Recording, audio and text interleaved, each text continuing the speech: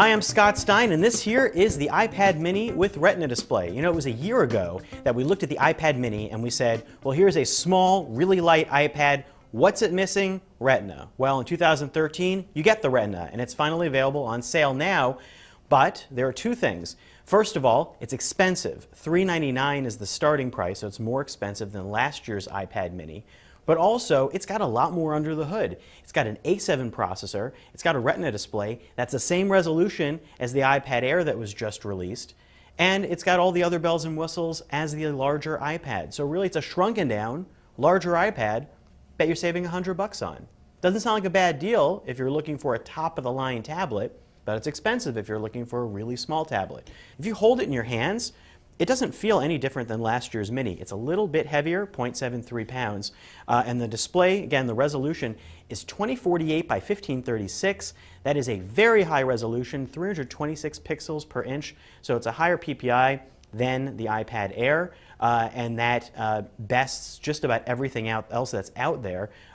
Compared to get something like the more affordable tablet market, however, you can see there are a lot of tablets with super high resolution displays. Kindle has got high resolution Fire tablets now. You've got the Nexus 7, which has a 1080p display in a 7-inch tablet. Held side by side, this still has a higher pixel resolution, but you can see that there's a lot of stuff out there competing.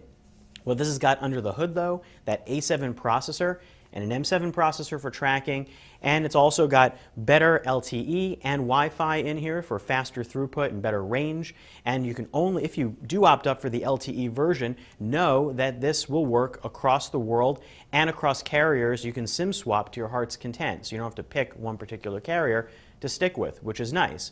So all of that adds up to a lot of things that the competition doesn't have. No, there's no Touch ID.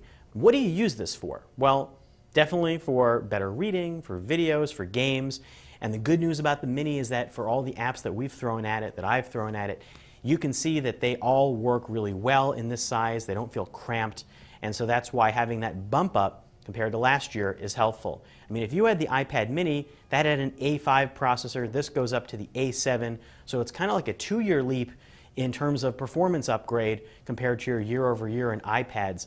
Does that mean you should upgrade? Well, you know, some people may still prefer the iPad mini because it's $100 less expensive, and the screen for a lot of people might look perfectly fine. If you pay for the LTE, you're paying an extra $130 more, so it starts at $529. Then you start bumping up to something like 128 gigabytes, which is the top-end configuration, and you're looking at something that's pushing $800.